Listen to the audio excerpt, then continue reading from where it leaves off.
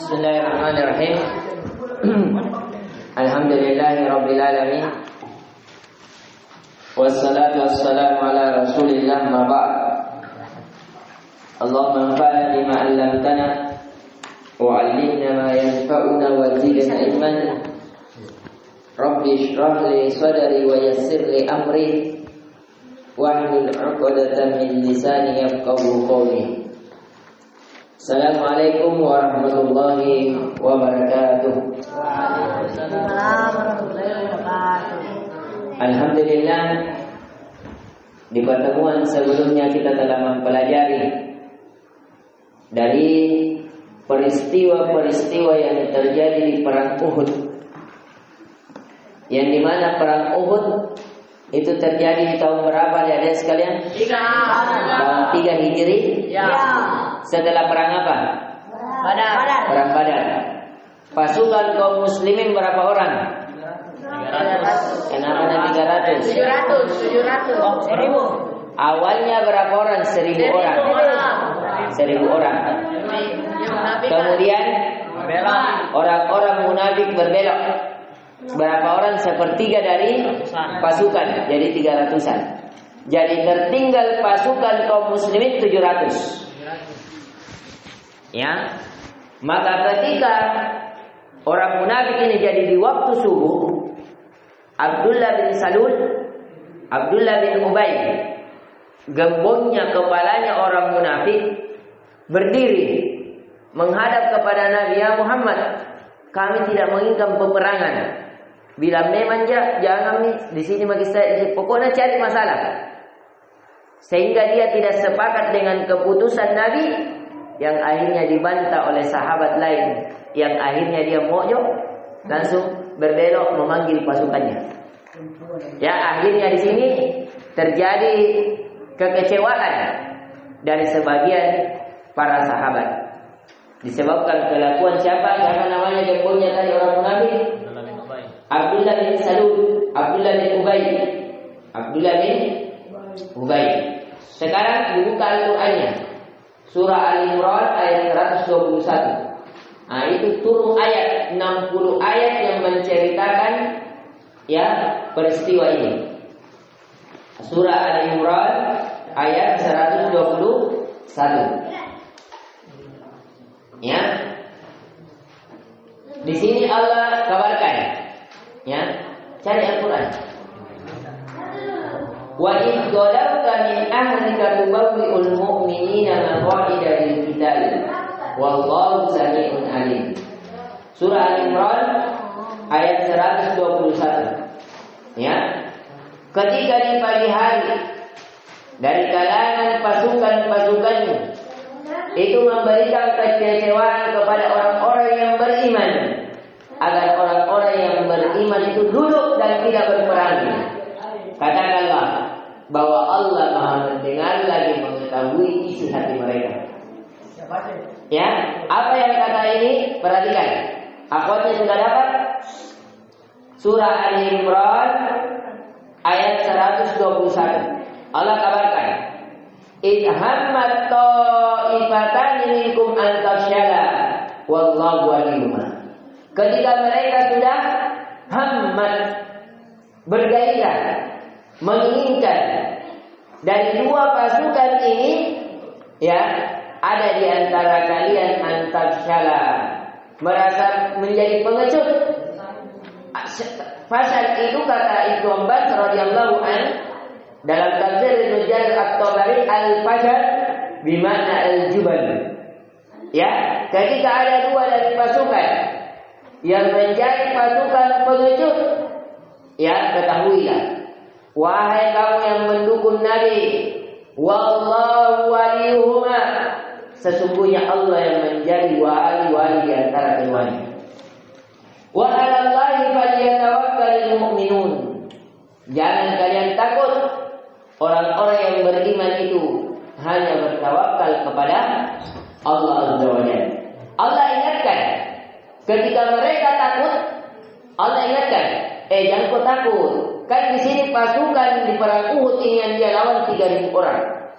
Jadi tulis, pasukan kafir Quraisy 3.000 orang. Jadi berapa tadi? 700 lawan 3.000. Jadi 1 lawan berapa itu? 1 lawan 4 lebih. Ada yang lawan 5. Bayangkan. Jadi 700 lawan 3.000 orang. Pasukan kafir Quraisy berjumlah 3.000 orang. Baru kita sudah pelajari berapa harta yang dibawa Abu Sufyan waktu perang Badar. Ya, puluhan miliar. Sekarang yang puluhan miliar itu selamat atau tidak? Selamat. Karena tidak terjadi peperangan, lolos.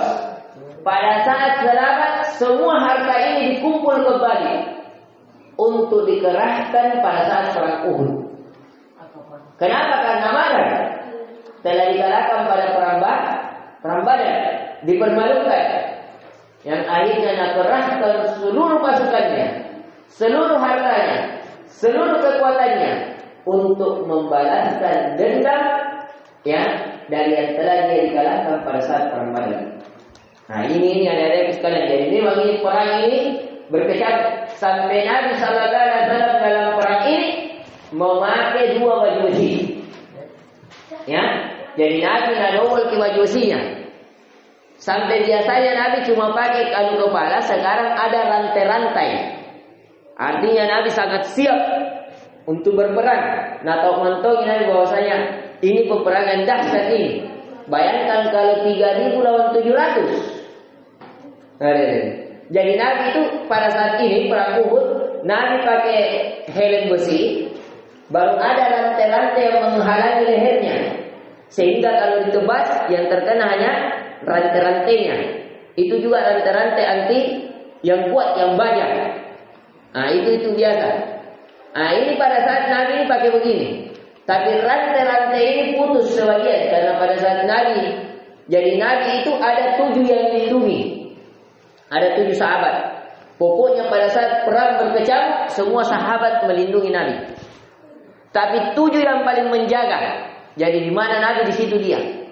Ketika diserang, satu demi satu meninggal para sahabat. Ya, yang paling terkenalnya adalah seorang sahabat siapa? Hamzah yang paling terkenal dalam mati syahid. Tapi dia pasukan ke depan. Yang melindungi Nabi adalah Talha. Ya, salah satunya Talha. Talha ini bayangkan kematiannya. Dia waktu melindungi Nabi, ditebas misalnya tangannya, masih melawan, ditebas lagi tangan satunya, masih berdiri, ditebas lagi, pokoknya sampainya habis. Ya, nah ini ada 7 orang. Yang Talha ini selalu mau maju. Pokoknya dia mau maju, dia kepala lagi sama Nabi. Ya, akhirnya ada yang lindungi Nabi, maju, diberapai. Akhirnya bayangkan sampai ada sahabat yang melindungi Nabi, yang dia tidak dikenal kecuali gara-gara jempolnya, dia ada tanda di situ di jempolnya. Tercincang berapa itu? Tidak ada kelihatan wajahnya. Saudaranya mengenalnya disebabkan ada bekas potongan jempolnya. Bayangkan ini. Bagaimana itu dicincang berapa itu kalau jempol Nabi kelihatan?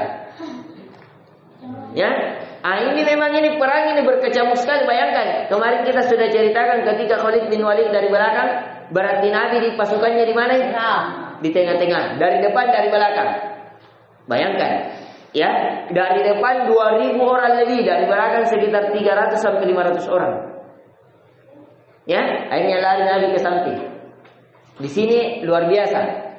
Ya sampai Nabi pada saat ya jadi pemuka-pemuka Quraisy. Yang paling mau dimulai adalah Nabi. Jadi Nabi diserang terus kemahnya. Tapi Nabi keluar, yang ketika keluar akhirnya Nabi Sallallahu Alaihi Wasallam diserang. Tapi ada yang melindungi Nabi dari 7 orang, dan 7 orang ini mati di hadapan Nabi. Satu maju, nah serang, diberapai lagi, mati. Ada lagi satu maju, mati. Maju lagi, mati. Maju terus sampai Nabi mundur, dan yang terakhir matinya Allahu Akbar. Sampai badannya nasiap. Semua ini sahabat badan-badannya nasimpang. Kenapa? Kakinya terputus nih. Ya ditebas kakinya. Yang sampai itu pada saat ada pasukan berkuda dari kalangan kafir Quraisy yang ingin menebas belakang Nabi, tapi Nabi sallallahu alaihi wasallam Allah lindungi, yang akhirnya terkena pukulan hanya di belakangnya. Jadi ditebas belakangnya tapi tidak tembus baju besinya. Yang pukulan itu kata Nabi sangat sakit, sampai Nabi merasakan sakitnya ditebas bagian belakang, tembus bagian depan. Tapi bukan tembus anunya, sakitnya yang tembus. Karena Nabi pakai tadi 2 lapis baju besi. Sakitnya Nabi rasakan sakit pukulan di bagian belakangnya tembus ke dadanya selama 1 bulan. Ya, Nabi rasakan itu sakitnya. Ya, yang dimana kata Nabi ketika dipukul sangat sakit, kata Nabi tidak ada suatu kaum yang bahagia yang melukai nabinya. Tapi ketika Nabi ucapkan itu disebabkan mungkin karena keadaan, yang dimana di riwayat lain dari At-Tabarani, Nabi mengatakan, ya Allah, ampunilah kaumku karena dia tidak mengetahuinya. Ya, Allah memohonkan ampun bagi siapa yang mau membunuh Nabi tadi. Ketika sudah ditebas Nabi, akhirnya Nabi tersungkur. Nabi berdiri lagi menghalangi lagi karena dia mau dibunuh. Akhirnya Nabi tetap bertahan sampai ada pasukan memanah yang memanah Nabi. Tapi Nabi leceng. Ya, ketika dilihat ada memanah ternyata terkena bagian pipi Nabi. Ya, tergores. Sampai helm besinya Nabi yang ada besinya itu terputus 2 kancingan. Nabi kena. Seandainya tidak, mukanya Nabi yang kena. Ya, karena atas izin Allah melindungi Nabinya, akhirnya Nabi cuma terkikis. Terkikis itu panah, yang terpotong hanya apanya tadi? Ya, besi-besi yang terulur dari helm besinya Nabi. Ya, itu yang terpotong 2. Bayangkan saking kencangnya itu ketapelnya. Besi saja yang akibatnya nah putus. Apalagi kalau tulangnya. Ya, akhirnya Nabi tergores bagian pipinya. Ya, tapi pasukan yang berkuda tadi ketika sudah menghantam Nabi dari belakang, tersungkur, berdiri Nabi ternyata dipanah, dia masih kembali lagi putar kudanya. Akhirnya dihantamkan lagi Nabi bagian kepalanya. Yang alhamdulillah pada saat itu Allah masih melindungi Nabi. Nabi terkena sebagian kepalanya dan sebagian dari helm ya pengamannya, topi anti besinya, yang akhirnya terkelihatanlah putih-putih, jadi kelihatan tulangnya Nabi sebabkan bekas belahan. Yang pada saat itu juga ya Nabi sallallahu alaihi wasallam disebabkan pukulan, ya jadi ada pukul juga bagian giginya Nabi dilempari batu. Ya, dihantam batu baru berduel Nabi sampai gigi bagian rubaiyahnya. Rubaiyah ini dari gigi manis. Nabi sallallahu alaihi wasallam itu pecah. Ya, terpotong disebabkan dihantam ki batu. Namanya orang bersinggel. Ya, kalau bersinggel apa didapat dalam peperangan itu yang diambil. Podan diambak, pokoknya kalau ada tamen-tamen dipukulkan, semuanya digerakkan. Ya, begitulah kehidupan Nabi pada saat perang Uhud. Adik-adikku sekalian, bagaimana itu? Coba kalian bayangkan. 700 lawan 3.000 pasukan. Yang kedua, Nabi sallallahu alaihi wasallam pada saat itu ya betul-betul dikepung. Dia yang dimata-mata untuk dibunuh. Tapi dengan izin Allah sampai 7 sahabat yang melindungi Nabi di sekitar Nabi, semuanya mati terbunuh di hadapan Nabi. Sampai Abu Bakar saja ketika ingin maju melindungi Nabi, ada satu sahabat yang saya lupa namanya, pada saat itu ingin diambil oleh Abu Bakar, kata Nabi, "Da'u, tinggalkan walahul jannah." Dia sudah berada di surga. Tinggalkan itu. Ya, Abu Bakar merasa kasihan tapi berkecamuk perang, akhirnya ditinggalkan. Tidak ada yang ditolong oleh Nabi. Tidak ada yang bilang, "Ya, kono mati, kono." Tidak ada. Pokoknya sibuk dalam berperang. Ya, yang pada saat itu alhamdulillah kaum muslimin ya terjaga. Bahkan ada berita bahwa meninggalnya Nabi. Tapi itu tidak benar. Yang akhirnya Nabi terselamatkan ketika naik di bagian apa? Di gunung. Ya. Nah, akhirnya ini kisah cerita sedikit dari perang Uhud. Ya, sekali lagi saya ulangi, pada saat perang Uhud berapa pasukan kafir Quraisy? 1.000. Pasukan Nabi awalnya berapa orang? 1.000. Tapi berkhianat, meninggalkan Nabi berapa orang? Sepertiga dari pasukan. Ini dalilnya di surah Al-Imran. Ya, di surah Al-Imran ayat 122. Ya, ketika mereka mengkhianat, ketika ada dua. Nah, ini Allah kabarkan tentang bagaimana Allah menolong. Walaqad nasarakumullahu bi Badarin wa antum adil. Jangan takut, biar kami tinggalkan kau orang munafik. Ya, bukankah Allah telah menolong kamu di Badar? Pasukanmu cuma 3, sama dengan ini. Sepertiga dari pasukan. Pada saat itu kau di Badar cuma 319 orang. Pasukan kafir Quraisy 1000 orang. Bagi tiganya. Sekarang juga kau ada 700 orang. Pasukan mereka cuma 3000 orang. Kurang lebih 1:4. Jangan takut. Ya, Allah akan tolongmu.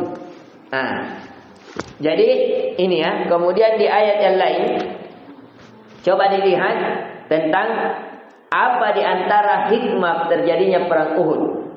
Coba lihat di ayat 140. Ini hikmahnya ini. Ya. 140.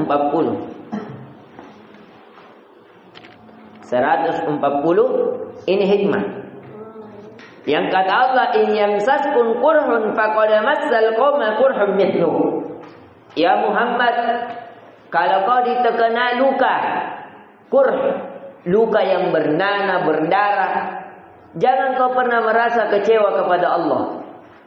Kalau kamu terkena luka, faqad massal qauma kurhun mithluhu. Sungguh mereka juga telah luka. Ya. Bahkan kalau dilihat dari jumlah, lebih banyak jumlah kaum musyrikin yang meninggal dibanding kaum muslimin. Ya, kaum muslimin itu banyak sekali meninggal, walaupun dia yang memenangkan peperangan. Ya, kenapa? Karena pasukan awal kaum musyrikin sudah dikalahkan, tidak? Sudah dikalahkan. Siapa yang menjadi sebab kekalahannya? Pasukan apa? Pasukannya Nabi, pasukan pemanah. Baru mau maju sudah berapa ratusan orang mati. Ya, pasukan pemanah baru mau maju sudah terpanah berapa ratusan orang. Ya, nah ini kata Allah, jikalau engkau Muhammad terkena suatu luka, sungguh mereka juga telah terkena luka. Kata Allah, wa tilkal ayyamu nudawiluha bainan nas. Itulah hari yang kami silih gantikan. Terkadang kau Muhammad menang, tapi terkadang juga kau kalah. Terkadang engkau bahagia, terkadang juga engkau sengsara. Itulah hari yang kami silih gantikan. Kenapa? Kalau Islam selalu menang, setiap peperangan menang, pasti semua orang masuk Islam. Ya, tidak akan diuji nih. Ya, maka itu dari Allah katakan, wa ya'lamallahu alladziina aamanu wa yattakhidha minkum syuhada. Agar Allah mengetahui siapa di antara kalian yang beriman kepada Allah dan Rasul-Nya, dan Allah agar mengambil di antara kalian dari kalangan kalian yang mati syahid. Coba, kalau Allah lindungi orang-orang yang beriman, dikasih Ka'bah lagi oleh Allah, tidak dimakan besi. Ya? Kalau ditebaski tidak luka ya. Boleh tidak? Allah Maha mampu tidak? Kalau misalnya nak tolong orang beriman, ya, ditebaski tidak mati. Bisa atau tidak? Bisa. Khalid bin Walid memiliki 60 sampai 70 bekas luka di belakangnya. Ada bekas tombak, ada bekas panah, ada bekas parang. Tidak mati. Khalid bin Walid mati di atas ranjangnya. Ya. Bahkan pernah tembus Khalid bin Walid. Tidak ada lukanya Khalid bin Walid bagian depan. Semuanya bagian belakang. Kenapa? Karena kalau berdua ini ada yang tusuk dari belakang, ada yang panah dari belakang, tapi tidak mati-mati. Ini menunjukkan bahwasanya orang mati bukan karena tertikam, mati karena ajal. Ya, biar lagi ditusuk beberapa kali kayak Khalid bin Walid. Ada 60, bahkan riwayat lain, asar lain bahwa ada 100 luka di bagian belakang Khalid bin Walid. Maka dari itu ketika Khalid bin Walid ingin meninggal dunia, dia buka jubahnya. Baru dia perlihatkan lukanya. Baru mengatakan, ya, katakan kepada para pengecut yang lari di medan perang, seandainya ya kematian itu didapatkan dengan pedang-pedang, maka kalian artinya tidak mulia sama ini. Ya, tapi kematian itu ada karena ajal, bukan karena ditebas. Biarlah kita ditebas kok kalau ajal mati ya. Nah, perhatikan Faiz, Fauzan, Atir. Ayo sedikit lagi. Alfat. Nah ini ya. Ayo. Untuk apa kata Allah? Wa yubayyisallahu alladziina aamanu wa yamhaqul kafirin. Agar Allah memilih di antara kalian siapa yang betul-betul beriman dan Allah menghancurkan orang-orang yang kafir. Nah ini yang paling penting. Kalian berkorban. Ingat ayat ini. Siapa yang capek belajar ingat ayat ini. Ayo Fatir. Kata Allah, am hasibatum an tadkhulul jannah. Apakah kalian mengira kalian akan masuk surga? Walamma ya'lamillahu alladziina jahadu minkum wa ya'lamus sabirin. Padahal Allah belum tahu siapa di antara kalian yang betul-betul yang bersungguh-sungguh menempuh jalan Allah dan siapa yang bersabar di atas ketaatan kepada Allah. Nah, jadi kalau kalian mau masuk surga jangan dulu merasa, saya mau ke surga. Dilihat dulu pengorbananmu apa terhadap agama Allah sehingga kau pantas masuk surga. Ya, apakah kau sudah bersabar di atas ketaatan kepada Allah? Apakah kau sudah bersabar menahan diri untuk tidak bermaksiat kepada Allah? Apakah kau sudah bersabar terhadap takdir yang Allah takdirkan sehingga kau masuk surga? Kau kira surga asal masuk? Ada tiketnya, bos.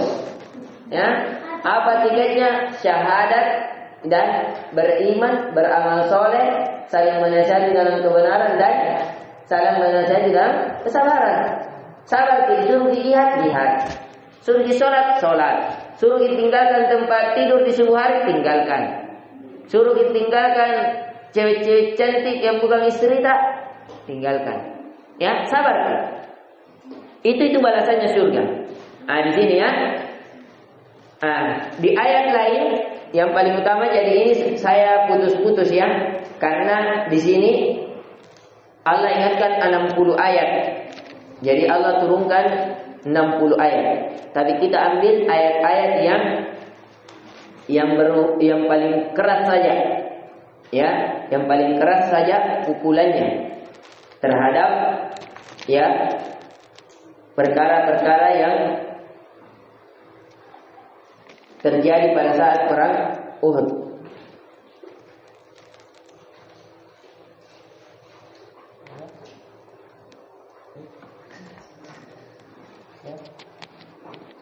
Nah, di sini perhatikan di ayat 166.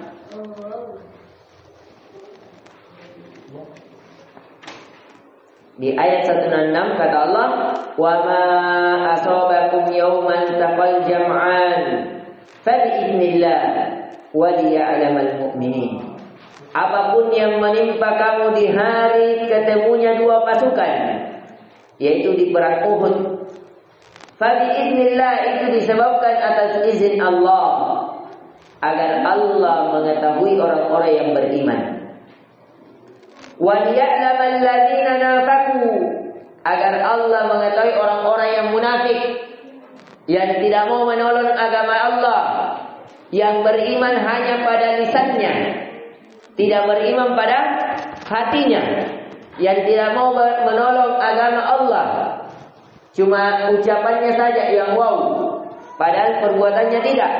Kata Allah, wa qila lahum ta'alu, yang mereka orang munafik mengatakan, sini kau, qatilu fi sabilillahi aw idfa'u. Kata orang beriman, ayo kita berperang, ayo kita menolong Nabi sallallahu alaihi wasallam.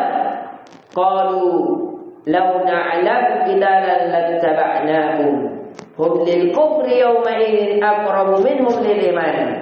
Tapi orang-orang munafik mengatakan, ya, seandainya kita tahu bahwa terjadi peperangan, kami tidak akan mengikuti kalian. Ya, mereka orang munafik pada saat itu kata Allah lebih dekat dengan kekufuran dibandingkan keimanan.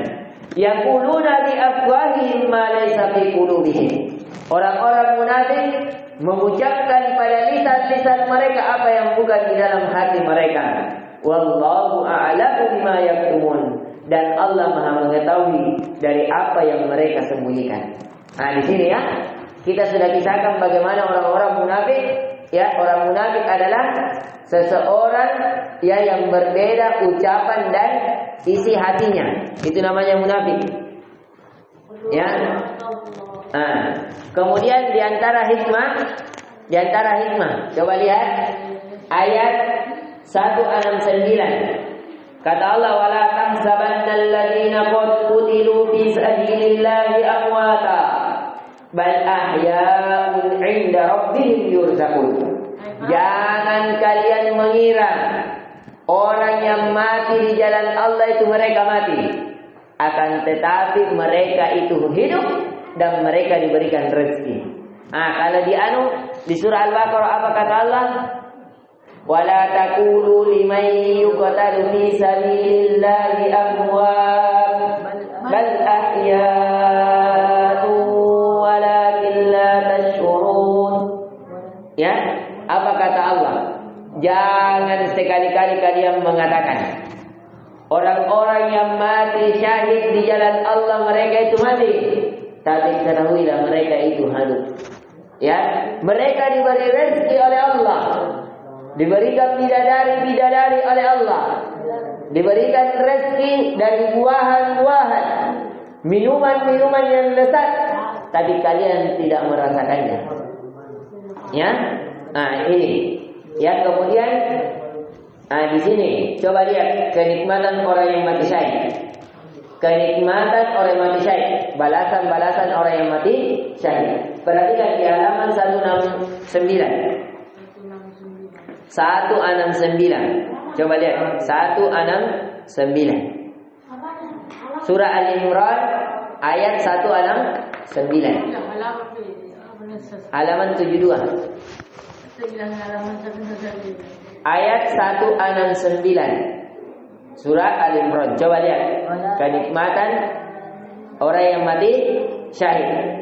Yang satu kenikmatan orang yang mati syahid satu, mereka hidup kekal.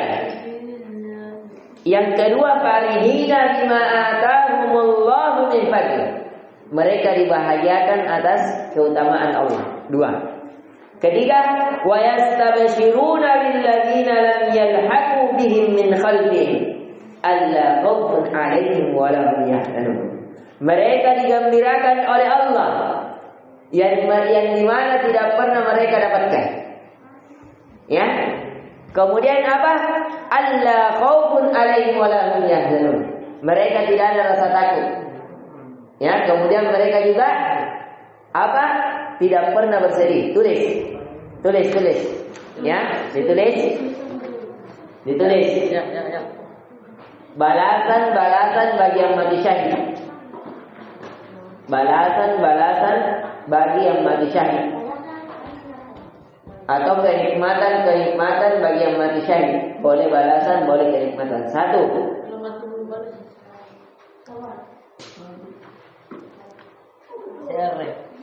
Kehidupan yang kekal.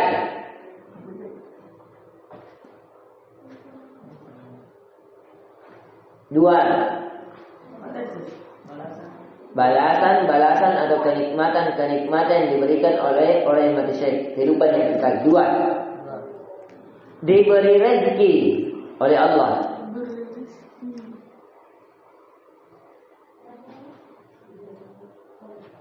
Diberi rezeki oleh Allah.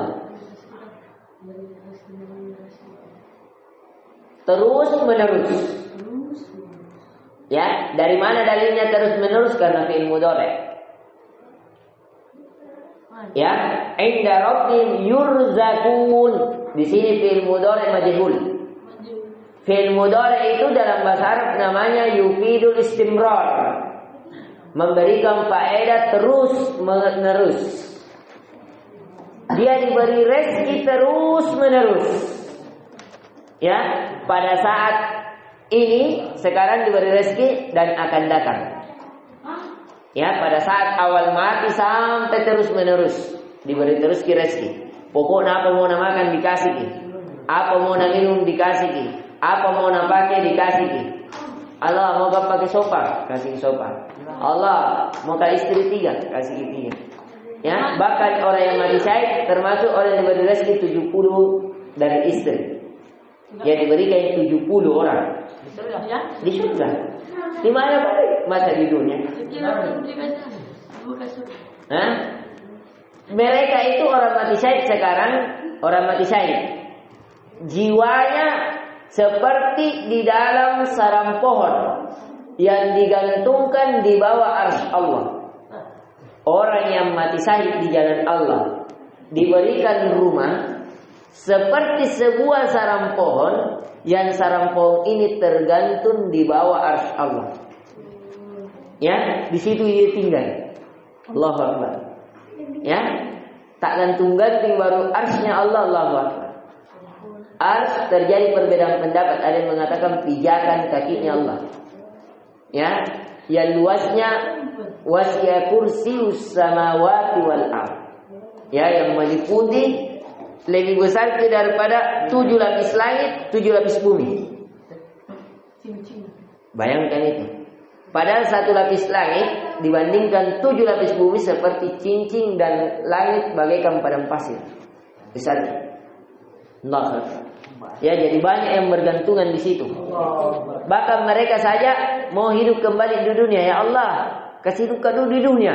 Mau kukabarkan itu teman-temanku yang mati syahid, yang mau berperang. Cepat kok. Jadi itu ada pernah bermimpi. Orang yang sudah mati syahid. Ya, yang sudah mati syahid ada 2 orang yang mati syahid. Beda 1 tahun matinya. Kemudian ada sahabat lain bermimpi. Ya, yang dimana saat yang salah satunya diberikan kedudukan yang lebih tinggi dibanding yang lain.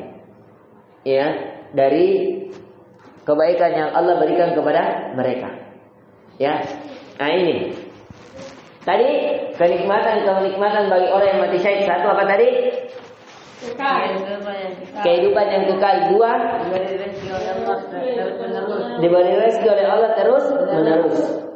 Dibahagiakan oleh Allah. 3. Farihina bima atahumullahu min fadli.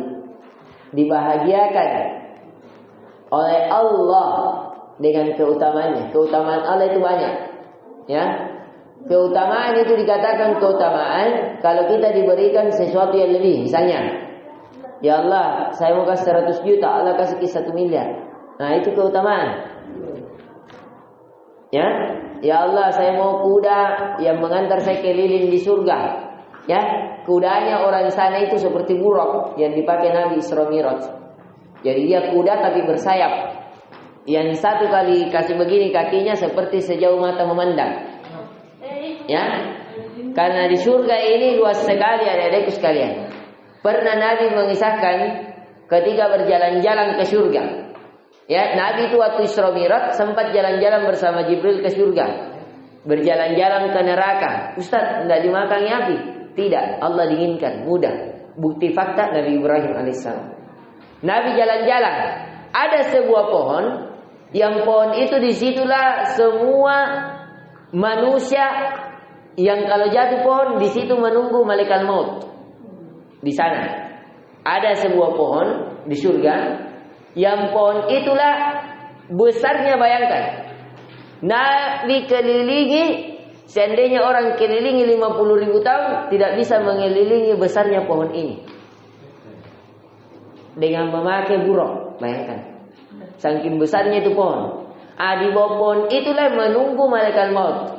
Siapa yang namanya jatuh, jadi seperti pohon jatuh diambil oleh malaikat maut, langsung kau dijemput.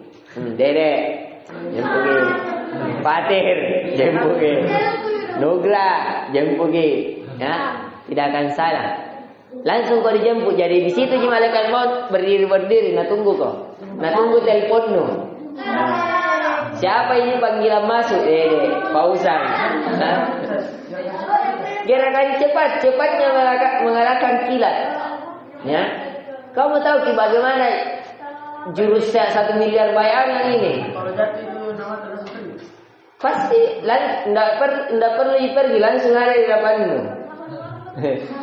Ya, maka dari itu ada kisahnya Nabi Sulaiman. Kisahnya Nabi Sulaiman, ada orang yang mau lari dari kematian. Datang kepada Nabi Sulaiman. Nabi Sulaiman kan bisa memerintahkan awan. Kalau kalian lihat biasa jinni toh naik pakai sejadah pergi ke sana. Ini Nabi Sulaiman fakta, bukan cerita. Al-Quran yang mengabarkan. Ada seseorang datang ke Nabi Sulaiman. Ya, Nabi Sulaiman kan terkenal bisa memerintahkan jin, memerintahkan para burung, memerintahkan awan. Mengatakan, ya Nabi Sulaiman, ya Nabi Allah, ya, perintahkan dulu kepada awanmu, antarkan saya di tempat yang paling jauh. Yang saya mau lari dari kematian. Akhirnya dipanggil awan. Akhirnya dia naik di awan itu. Diantarkanlah oleh awan pergi tempat paling jauh. Sampai di sana ternyata sudah ada malaikat yang berpakaian putih yang menunggunya.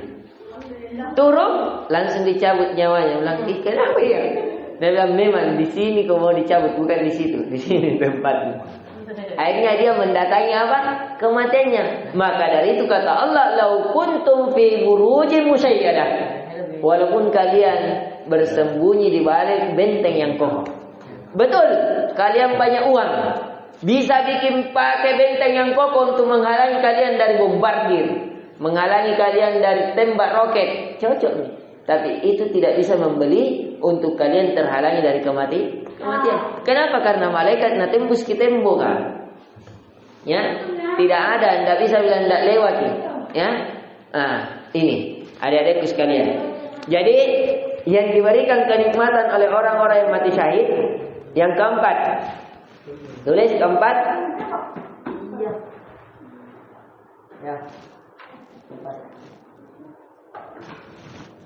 Ya, diberi surprise. Diberi surprise. Ya, kalau tadi bahagia hidupnya, sudah bahagia. Kau ini bahagia misalnya kita. Sudah bahagia makin di pondok. Semua makanan ada, pokoknya apa mau dikasih kau. Tiba-tiba Alfat ini Ferrari pakai. Itu namanya surprise. Ya. Diberi surprise oleh Allah. Ya, selalu dikasih surprise. Yang kelima, surprise itu sesuatu yang tiba-tiba ada yang memberikan kebahagiaan yang wow. Makanya di sini beda. Dari mana saya mengatakan surprise? Coba lihat kalimat di halaman di ayat 170, farihina, farhun itu kebahagiaan dari dalam jiwa. Kalau di sini wayastabshiruna, dibahagiakan, diberi surprise. Jadi al-busyra beda dengan farihin. Farihin kebahagiaan yang muncul dari dalam jiwa, yang memberikan ketenangan kepada jiwa. Sedangkan busyra yang mendatangkan kebahagiaan mendadak. Itu bedanya. Ya, nanti kalian akan pelajari di dalam bahasa. Ini ada balaghah di sini. Ya, kedalaman Allah. Jadi farihin itu kebahagiaan awal, baru kau masuk kebahagiaan semua. Karena di dalam surga kalian tidak akan mendengarkan ya laqwa wala kidzaba. Tidak ada lagi kalimat canda-canda, kalimat eje-eje. Ya, tidak ada lagi kalimat dusta, tidak ada lagi musik-musik, tidak ada lagi karrak-karrak yang udah bilang rantasana, tidak ada. Tidak ada orang punya teh telinga, teh gigi, orang tarattu, tidak ada nih. Ya. Di surga itu tidak ada lagi bau. Yang ada orang terak. Ya, yang ada di surga orang terak. Kalau kenyang sekali ada di surga orang begitu. Kenapa? Sering kenyang, tapi itu teraknya baunya bukan seperti di dunia yang belum sikat gigi ya. Tidak.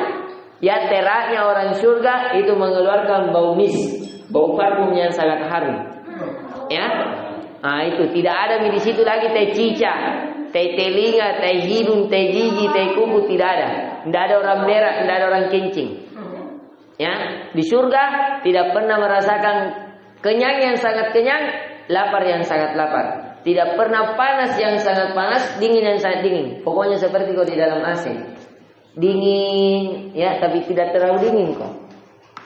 Tidak panas juga, mendung-mendungi kayak di waktu sore hari. Itulah surga. Ya. Nas'alullah bimannihi wa karamihi an yadkhulana al-jannatal firdaus. Amin ya rabbal alamin. Kemudian nomor 5, dihilangkan dari rasa takut. Dihilangkan dari rasa takut. Ustaz, kenapa orang yang mati syahid dihilangkan dari rasa takut? Cukuplah kata Nabi, bahkan ini orang yang mati syahid itu tidak ada azab kuburnya. Kata Nabi, cukuplah hempas dan pedang ketika ia berjihad di jalan Allah yang menjadi siksaannya. Jadi kan kalau ada parang ting ting ting, pakai malam lagi itu kalau akhwatnya itu lari-lari, Ustaz, ada orang kan. Itu tebasan pedang kan itu menjadikan kita takut. Karena kita sudah melawan rasa takut kita karena Allah, maka Allah hilangkan rasa takut di dalam diri kita. Ya, yang keenam. Ya. Dijauhkannya dari kesedihan. Fauzan, dijauhkannya dari kesedihan. Fatir, ayo. Jauhkannya dari kesedihan. Jadi terhindar dari rasa takut dan terhindar dari rasa Kesedihan dan kebahagiaan. Ya. Yang keenam, ketujuh. Ya, 7. Terhindar dari azab kubur. Terhindar dari azab kubur. Tapi jangan belajar ini langsung semuanya mau bergerak ke Palestina. Ya, tidak ada jihad ke Palestina. Ya, pemerintah kita tidak mengizinkan. Yang ketujuh apa tadi? Dihindarkan dari azab kubur. Terhindar dari azab kubur. Yang kedelapan, ya, kedudukan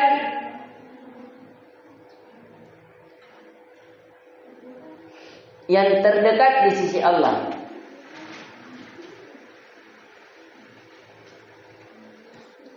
Kedudukan yang terdekat di sisi Allah.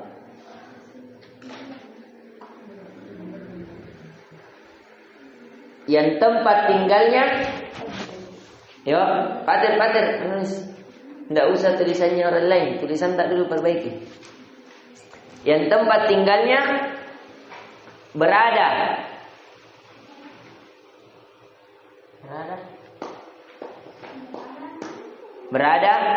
di bawah arsy. Allahu Akbar. Kayak kita bahagia kita tidak kalau dekat tempat tinggal Nabi. Di bawah arsy. Ya, tidak ada Allahu Akbar. Ya. Di bawah arsy. Nah, coba lihat ya. Kalau kita sekarang satu tembok kita yang Pak Jokowi, kebahagiaan bukan? Kebahagiaan bukan kalau tinggal satu tembok sama orang yang paling terkaya di dunia. Apalagi ini pemilik langit dan bumi, kita satu tembok, yaitu Allah. Allahu Akbar. Ya, kita berada di bawah arsy-Nya Allah seperti bilang satu tembok. Ya, orang saja sekarang pergi di Masjid Nabawi, bagaimana capeknya itu antri, cuma mau berdekatan dengan tempat tinggalnya Nabi. Ya, ini. Ya. Di sini juga pelajaran yang paling utama.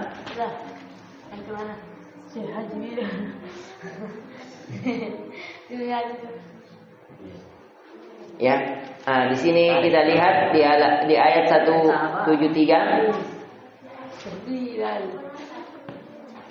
Ketika orang-orang Quraisy mengatakan ini, ya lanjutan pembelajaran kita di Sirah Nabawiyah sehingga kita selesai di Kasih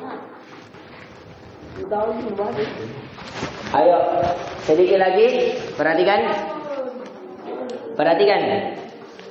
Perhatikan di buku panduan halaman 44. Ayo, buku panduan. Selesai yang di Al-Quran. Ayat-ayat yang berhubungan dengan perang Uhud. Ya. Sekarang, ayo sedikit lagi. Halaman 44. Kita 10 menit lagi selesai pembelajaran kita. Ayo, ayo sedikit lagi Nugra. Ayo, Fauzan. Ayo, akhwatnya menulis semuanya. Coba lihat di halaman 44 di buku panduan. Ya, jadi perang Uhud kita sudah jelaskan. Sekarang saya tanya, perang Uhud, apa yang dimaksud dengan Uhud? Gunung. Sebuah gunung yang besar kecil. Di sampingnya Uhud ini gunung besar, ada gunung kecil tidak? Ada. Siapa yang tempati? Pasukan pemanah. Ada jalanan di bagian antara kedua jalanan atau tidak? Siapa yang lewati? Nabi. Nah, pasukannya siapa? Pasukannya Khalid bin Walid melalui lewat belakang.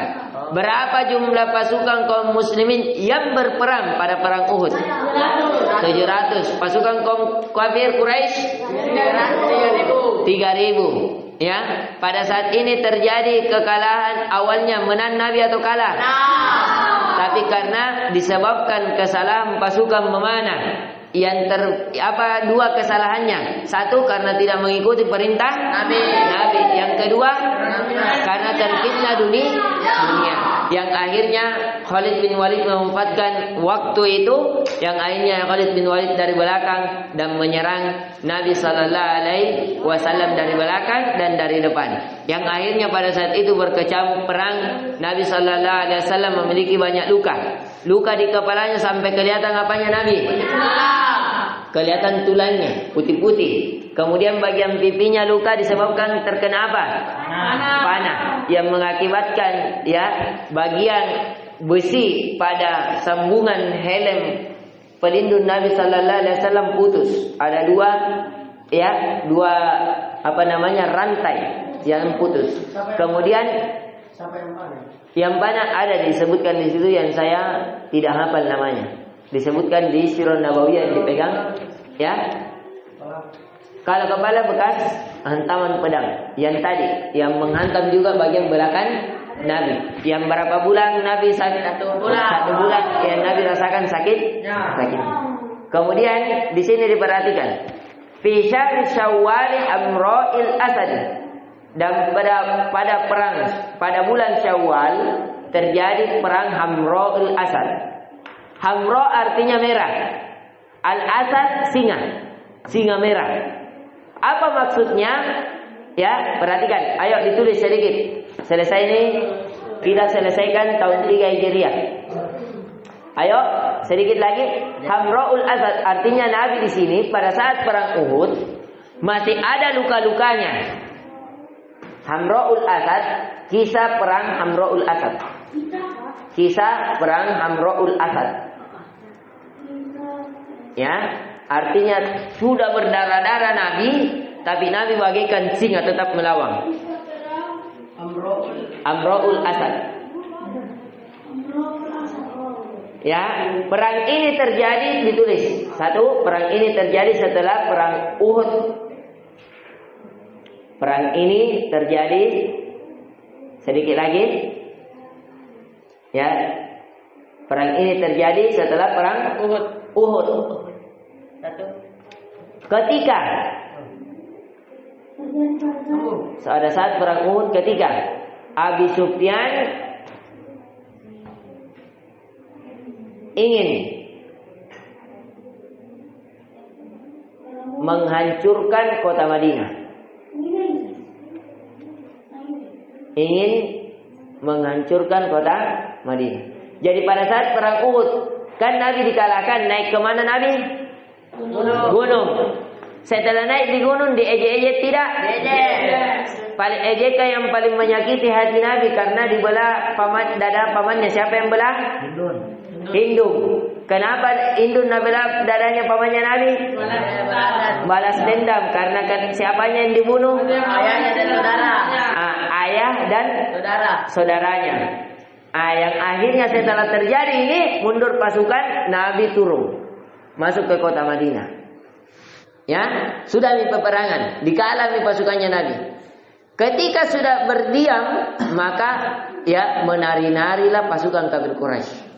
Minum-minum khamar, main perempuan. Untuk apa? Merayakan kemenangannya. Yang pada saat itu ada 300-an lebih wanita yang dibawa. Ya, diantaranya wanita-wanita pelayang. Ya, yang melayani mereka ketika menang. Ya, akhirnya dilayani minum-minum. Akhirnya ketika mabuk, ya mereka lagi bermusyawarah bagaimana kalau tak kala dihancurkan ini Nabi.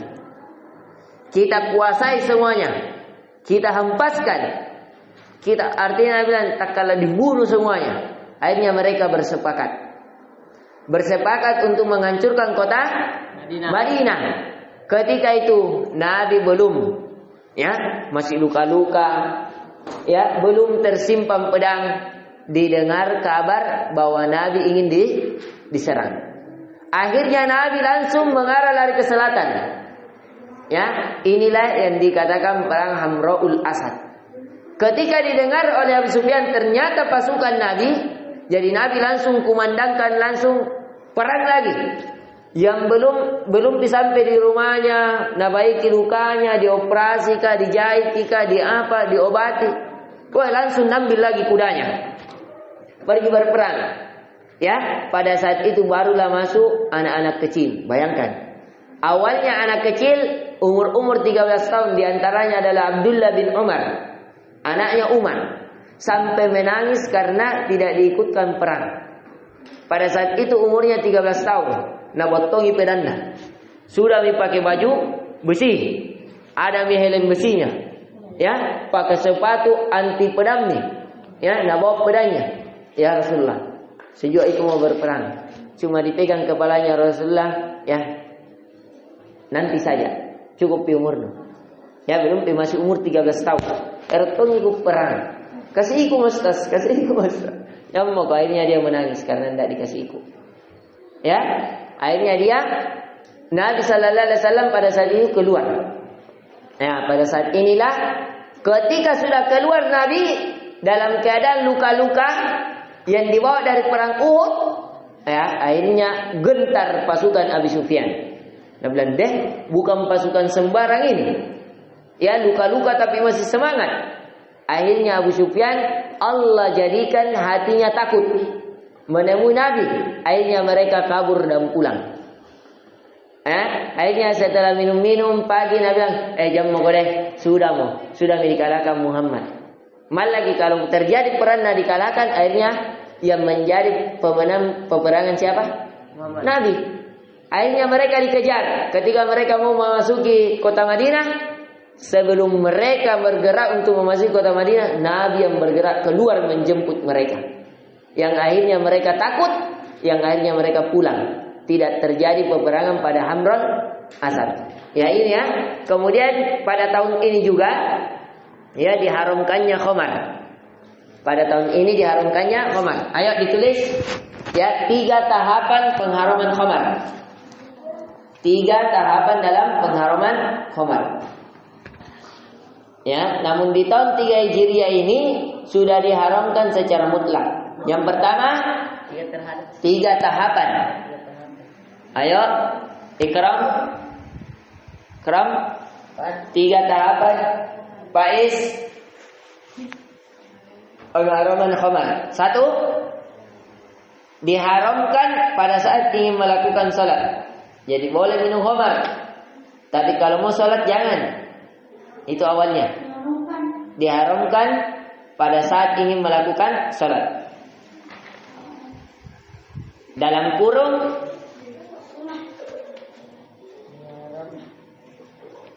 3 tahapan pengharaman khamar. 1, diharamkan pada saat ingin melakukan salat.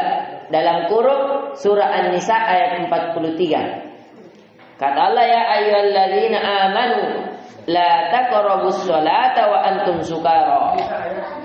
Surah An-Nisa ayat 43. An-Nisa titik 243. Ya. Kata Allah, wahai orang-orang yang beriman, jangan kalian mendekati sholat dalam keadaan kalian mabuk. Kenapa mabuk? Sudah minum apa? Minum khamar. Dilarang. Yang kedua, diharamkan karena mudaratnya lebih besar daripada manfaatnya. Diharamkan karena mudaratnya lebih besar dibanding manfaatnya.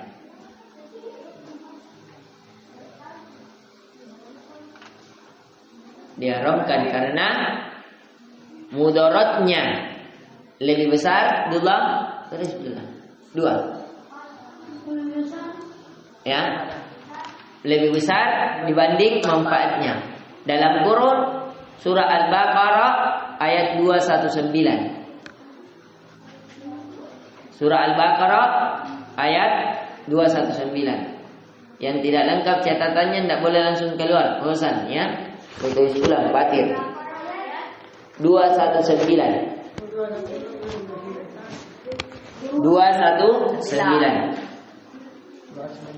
Kata Allah Azza wa Jal, yas'alunaka 'anil khamri wal maisir. Ya Muhammad, mereka bertanya kepadamu tentang khamar dan perjudian. Qul fihima, katakan pada keduanya ya Muhammad, itsmun kabiru wa manafi'u linnas wa ithmuhuma akbar min naf'ihima. Katakan ya Muhammad, pada khamar, pada perjudian itu terdapat dosa yang besar. Namun ada manfaatnya terhadap manusia. Namun dosanya lebih besar dibanding manfaatnya. Ya ini. Yang ketiga, pengharaman secara mutlak. Pengharaman secara mutlak hingga hari kiamat. Pengharaman secara mutlak hingga hari kiamat. Jadi sekarang tidak boleh lagi. Khamar adalah segala sesuatu yang memabukkan sampai hari kiamat. Dalam kurung Al-Maidah ayat 90. Al-Maidah ayat 90 sampai 91. 90 sampai 91. Kata Allah, ya ayyuhalladzina amanu innamal khamru wal maisir wal ansab wal azlamu rijzun min amali syaitan fajtanibuhu la'allakum tuflihun. Wahai orang-orang yang beriman, sesungguhnya pada khamar, pada perjudian, pada al-ansab wal azlam itu adalah rijz, sesuatu yang kotor, sesuatu yang jijik, dan dia di antara amalan syaitan. Fajtanibu, maka tinggalkan, kata Allah, agar kalian berbahagia. Innama yuridu syaitanu ayyuki'a bainakumul adawata wal baghdha. Sesungguhnya dengan khamar, dengan perjudian, itu syaitan menginginkan melalui sebab itu agar terjadi di antara kalian permusuhan, agar terjadi kebencian. Sama-sama jago minum, sama-sama kau mabos, si bayi mau si tobo mau pada khamar dan pada perjudian. Wa yasuddukum an zikrillah wa anis shalah. Karena dikasih mabok melalui hawa nafsu yang digoda oleh syaitan, sehingga kalian lupa berzikir kepada Allah, kalian meninggalkan salat. Fal antum muntahun, apakah kalian ingin meninggalkannya, kata Allah, maka tinggalkanlah kalau kalian ingin berbahagia, kata Allah. Nah ini ya.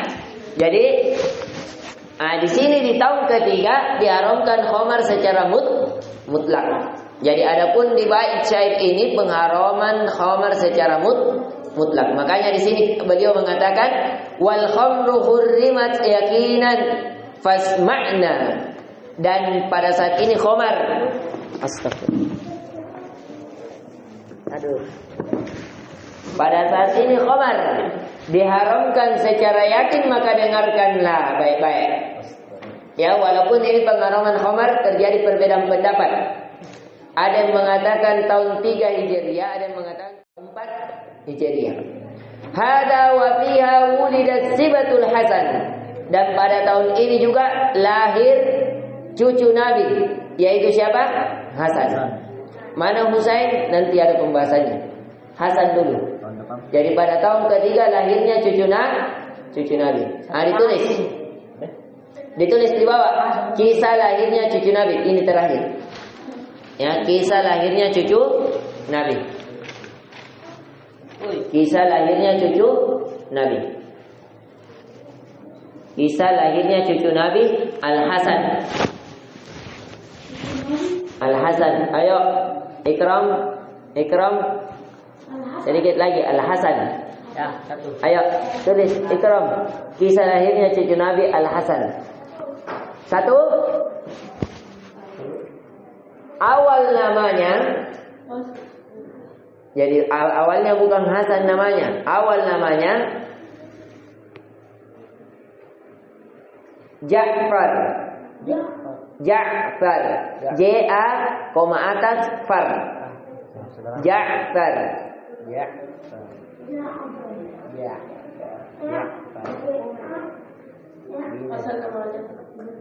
Ja'far.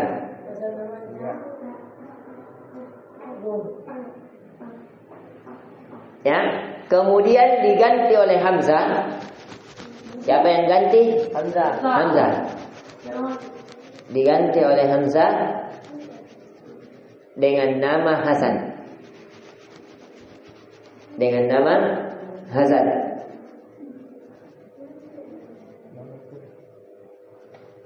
Dua.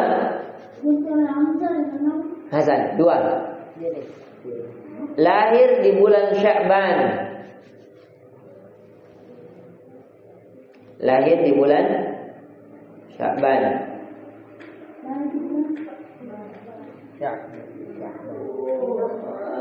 Lahir di bulan Sya'ban. Tahun 4 atau 5. 4 garis miring 5 garis miring 3 Hijriah. Jadi ada terjadi perbedaan pendapat. Tahun 4, tahun 3 sama tahun 5. Jadi terjadi perbedaan pendapat. Ada yang mengatakan di tahun 3, ada yang mengatakan tahun 4, ada yang mengatakan di tahun 5 Hijriah. Yang mana yang dikuatkan oleh penulis? Penulis menguatkan di tahun apa? 4. Tahun 3. Karena dia berada di dalam tahun 3. Ya. Yang benarnya wallahu alam, saya belum teliti yang bagus. Ya, saya belum baca sirahnya lebih mendalam. Ya, karena saya masih menguasai sampai di kisahnya saja yang al-khulafa ar-rasyidin. Adapun sahabat, ya sampai sahabat saja yang bukan termasuk. Sekarang saya mempelajari 10 sahabat yang dijamin masuk surga. Insyaallah akan kita bahas di pertemuan nanti. Yang ke-4. Ayo ditulis. 4. 3. Yang ketiga. Yang ketiga. Nabi mengakikakannya dengan seekor kambing. Nabi mengakikkannya dengan seekor kambing. Biasakan kalau laki-laki 2. Laki-laki berapa ekor? 2. Kalau perempuan 1. Tapi kenapa Hasan 1 Ji? Karena bapaknya miskin. Menunjukkan kalau bapaknya tidak mampu beli 2 ekor kambing, 1 saja. Tidak apa-apa. Buktinya Nabi lakukan. Ya, Nabi mengakikannya dengan seekor kambing. Kenapa? Karena bapaknya. Siapa bapaknya ini? Ali bin Abi Thalib, miskin. Ya. Ini. Kemudian yang kelima. 4. Nah. Dia adalah